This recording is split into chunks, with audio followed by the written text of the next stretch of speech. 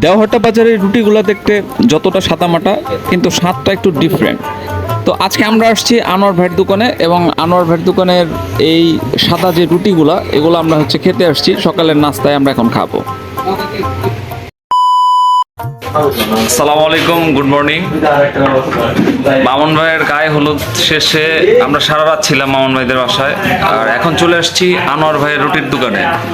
রুটির দোকানটা বেশ বিখ্যাত, এটা হচ্ছে মির্জাপুরের দেওহাটা বাজারে, আর পাশেই হচ্ছে কাঠ আটি বলে যেটারে, মানে এটা বিখ্যাত, বেশ বিখ্যাত একটা বাজার।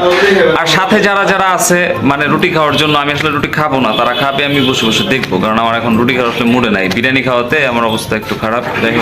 এই ভাই আছে, উনি হচ্ছে আমার জোর করে কইতেছে রুটি খাইতে, বাট আমি খাবো না। ভাই ভাই বলেন না কে ক্যামেরার সামনে, এখন লজ্জাবান কে? সমস্যা নাই। এই যে ভাই আছে, ভাই খুব জ্বালাইছে রাত্রেবেলা, এক ফুল আরেকটা ভাই আছে, আমরা জ্বালাইছি। আমি গোল্ডেন জায়াদের খালাতো ভাই, আপনাদেরকে সবাইকে ধন্যবাদ। আমরা এখন রুটি খাবো। গোল্ডেন এখানে একমাত্র ওয়ান অ্যান্ড অনলি বিশ্বস্ত একজন বন্ধু।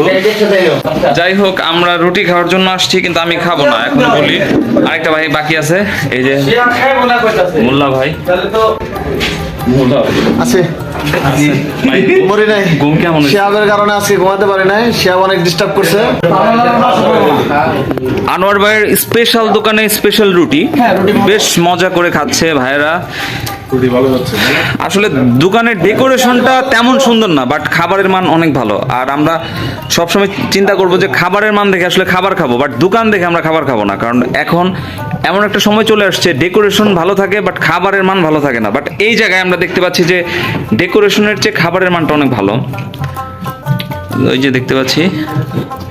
যাই হোক, আমার দেখে একটু লোভী লাগতেছে, আমি একটু খাইতে চাই, আমাকে কি দেওয়া যায়?